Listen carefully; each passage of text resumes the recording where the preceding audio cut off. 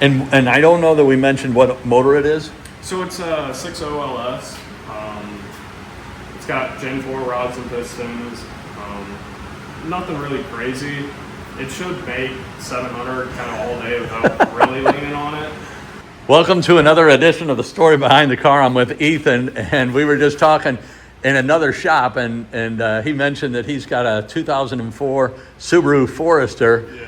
And I'm thinking, okay, a Forester, who really cares? And wait till you see the front end, but I'll shut up, Ethan, and tell us what you got here. So this is my Subaru Forester. This is the first car I had. I've always wanted to do something with it. Originally, I wanted to put like a STI swap in it, but after looking into it, parts are pretty expensive. What is an SDI? An STI is STI is in yeah, it's Subaru's like kind of race model. Okay.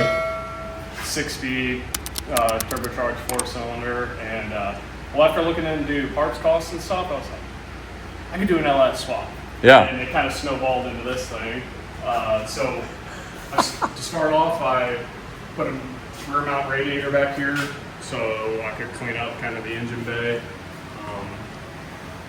It's got water pump, electric water pump over here on the side. Holy shit. I've got my 14-gallon fuel cell back here. If you come over to this side. So I'm kind of a dumbass. The water pump is back here, your radiator's back here, but it runs all the way up to the engine. Yes. The main reason I switched to an electric water pump is to, again, clean up the engine bay. Okay. It's one less accessory that you have to drive off the motor. So it reduces, that would, if it wasn't electric, it would drain some of the horsepower, and the electric doesn't. Probably a negligible amount. Okay. Mainly to clean it up. Like, yeah. That's kind of the vibe I'm going for with this car. I'm not trying to race it. It's a street cruiser that I want to show off some of the work that I can do. And it's a total sleeper, because who the hell's going to think the Forester wagon? Right. It's got stainless steel fuel neck in there. It's vented to the tank. It utilizes the factory door latch. Yeah. Are you part of the wagon mafia? So my brother got me that sticker when I was probably 16. Yeah. I've had it on there and just haven't taken it off yet. I went through, stripped the entire underside of the car, addressed any rust that was there, painted, seam sealed, undercoated it all. Went through, sandblasted and powder coated a lot of the OEM brackets that were on the car. My rear subframe, it's got a Nissan 350Z rear diff, the equivalent R200, I believe. The factory Subaru ones really don't hold a whole lot of power. This was a cheap option that I had, so I decided to make it all work. Redid all the lateral arms, the trailing arms. I do not have a rear sub or a sway bar. I don't know if I need to worry about that yet. Yeah. I'll find out. How long have you been working on it? I started on it 1 year and a month ago. Okay. And so I've been working on it before work, after work, on weekends. It's got a clear powder coat on all this, so I can kind of show off some of my skills. Yeah, your handiwork. Yeah. Under here, got my fuel pump, my fuel filter. On this side here, I've got my coolant lines running. Wow. It's got like a little Y here to go to my heater box. I am keeping heat and AC in it. Okay. It's got subframe connectors underneath as well. I use this to kind of stiffen up the chassis a little bit. And also it made for a real easy trans mount. Yes. Like on the Fury, he was saying, you just unbolt this, the trans will drop out. Make it real easy to service. Right on. Did you treat the bottom as well? Yes. Yeah. Yes, the entire underside of the car. Spent like a week underneath the lift with a wire wheel and just went to town on it. And is that like a rhino liner? So this is actually They call it Durabank 18. Yeah. It's a bed liner for trucks. Yeah. People say not to use it. Other people say go ahead and use it. They say it traps some moisture underneath, but I think if you do a good job sealing it up, you shouldn't have to worry about that. Yes. Very cool. There's a lot of little details on this car. For example, here on my coolant lines, I've got these 3D printed carbon fiber mounts to have them evenly spaced and kind of keep everything nice and tucked up there. I have to ask about the 3D printer. Do you have one, or do you have a friend that has one? Or So at the shop, we do you? utilize it a lot Yeah. for prototyping. And nice. with this carbon fiber stuff too, it can handle high temperatures. I'm pretty sure this specific one, I can't think of the name, but it's 300 and something degrees that it can withstand before it starts to get soft. Wow. So, yeah, it makes a lot of engine components and car components like feasible. Yes. I got fuel lines running on that side up, my coolant over here. It's got a custom tubular subframe. I've got like I went ahead and smoothed out all my control arms and stuff, powder coated them, went kind of crazy with that. It's got a Ford Pinto steering rack on it. Holy cow. Let me grab this real quick. My steering column. A Ford Pinto steering column. That's pretty, or a steering, A lot of drag guys use them, so that's why we went ahead that's why I went ahead and used it. So this is my factory column from here up. It'll use the factory ignition. yeah. But then it adapts to a Prius electric power steering module. Wow. And then to a steering quickener because the Pinto rack has a real long radius, I guess. Okay. Steering ratio, I Yeah. guess you could say. Yeah, ratio, So yeah. we use this to step it up and make it a little quicker, I guess. Yeah. Growing up, I had a friend that had a Pinto, and we used to call it an Otnip, which is Pinto spelled backwards, Oh, really? and pissed him off all the time. This engine is just freaking unbelievable. And did you build all this cage as well? Yes, yes. So I'm going to shut up and let you talk, because this is crazy. It's got big brakes on it. Lopped off the front of the car. Hung my fenders and bumper on there.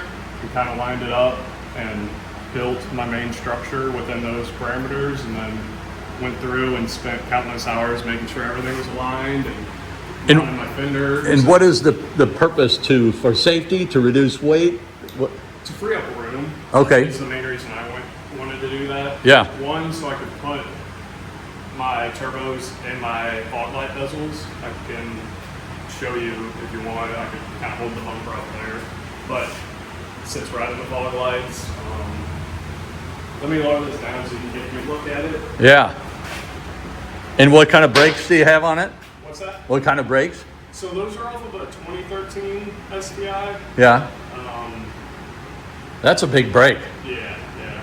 I mean, that looks like off of a station wagon or something. Yeah. Or I mean, it fits it, you know. a truck, yeah. Wow. Here, I'm gonna come up. Okay.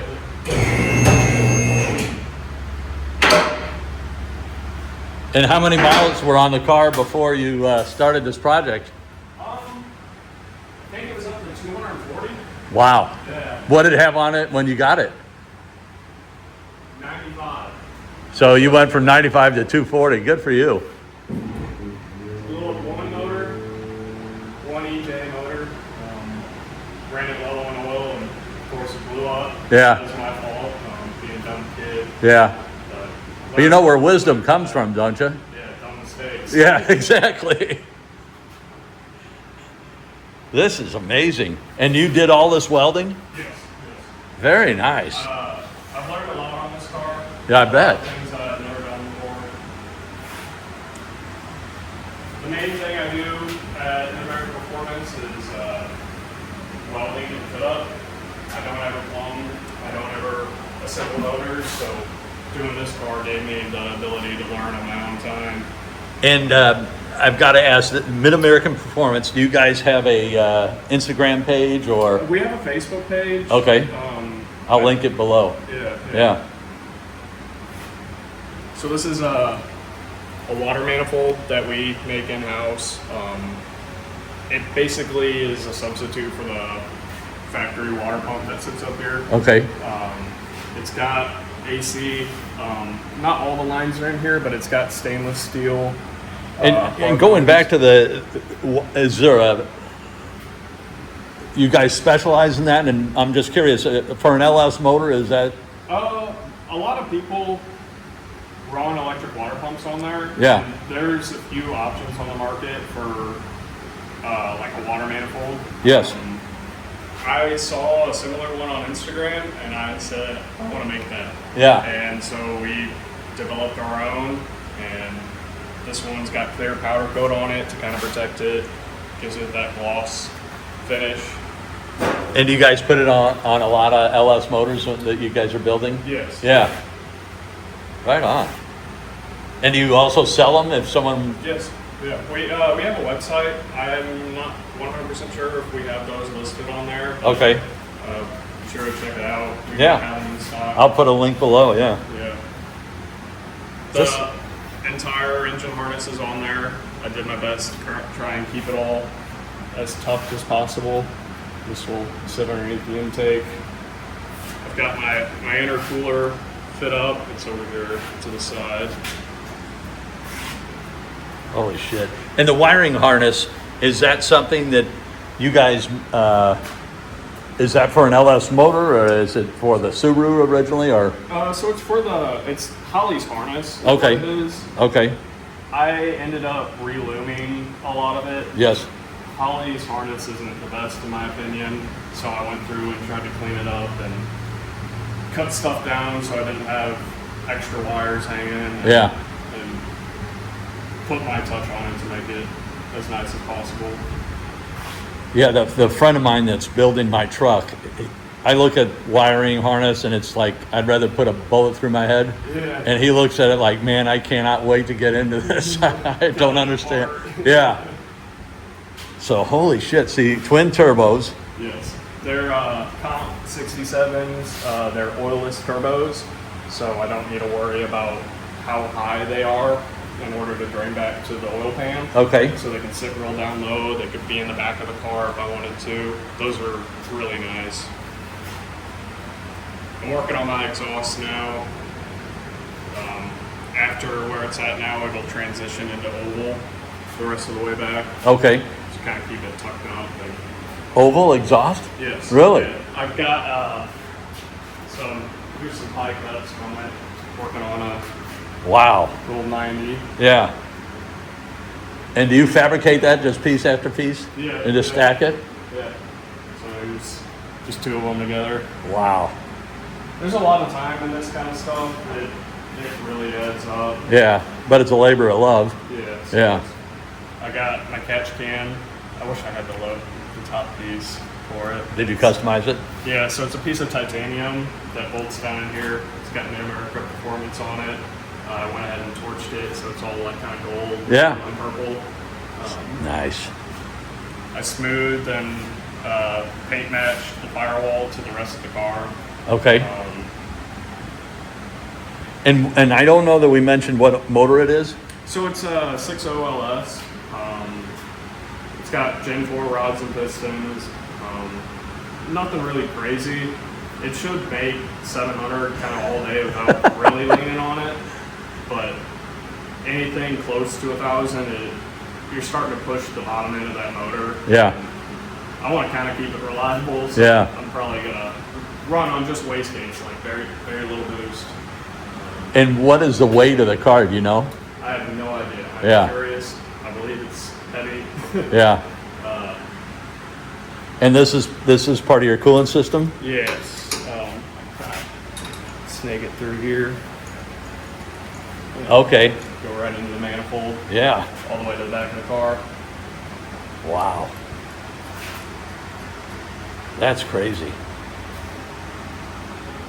Got like my stainless steel AC lines Okay.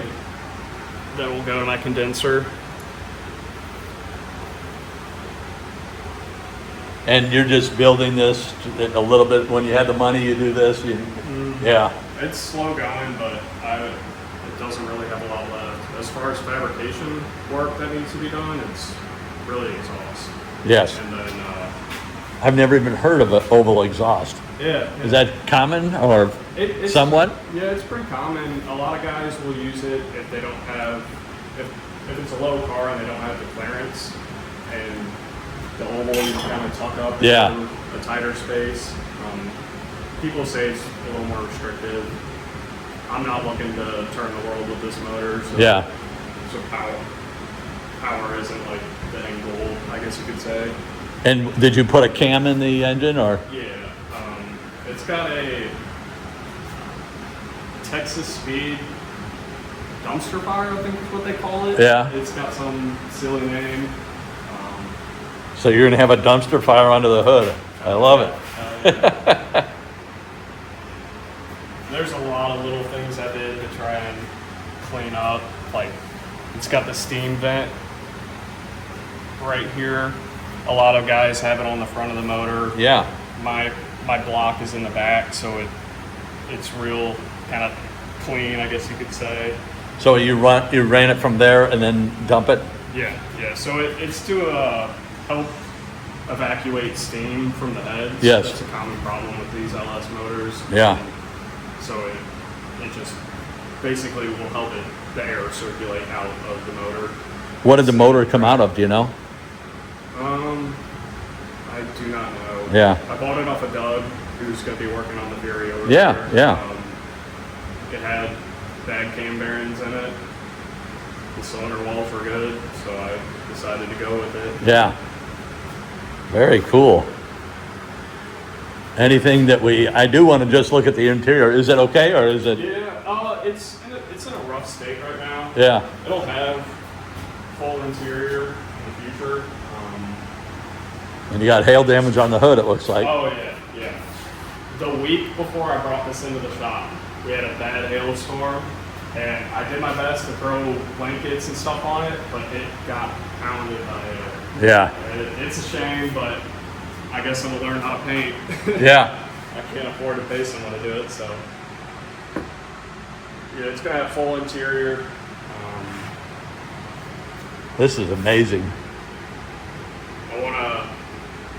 When I get all the fab work done, I'm gonna bring it home to my house, and I'm going to redo the chassis harness, keeping keyless entry, the factory gauge cluster, keep all the amenities Yeah.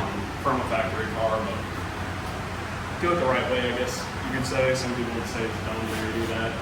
And your bumper cover will be able to go over it. You don't have to, unless you want to. Yeah, But for all intents and purposes, it's going to look just like a regular old Forester wagon yeah. until they hear it or see it in their windshield as you blew their doors off. Yeah, so you can kind of see down here. Oh, yeah, right through where the fog light would go. Yeah. I don't know if I'm ever going to run a bumper on this. Yeah. When I did the two front end, I have a picture of just the hood, headlights, and fenders on it, and it looks so neat. Yeah. I think I'm going to keep it like that. Right The on. bumper, I mean, I could put it on there if I don't want a bunch of people coming up to me and, what the hell you got done today? Yeah. Just throw a bumper on it, kind of keep it conspicuous. Yeah. Well, this is really, really something special. Thank you so much for showing us, and we're just wrapping it up. All right, well, thank you so much. Yeah, no problem.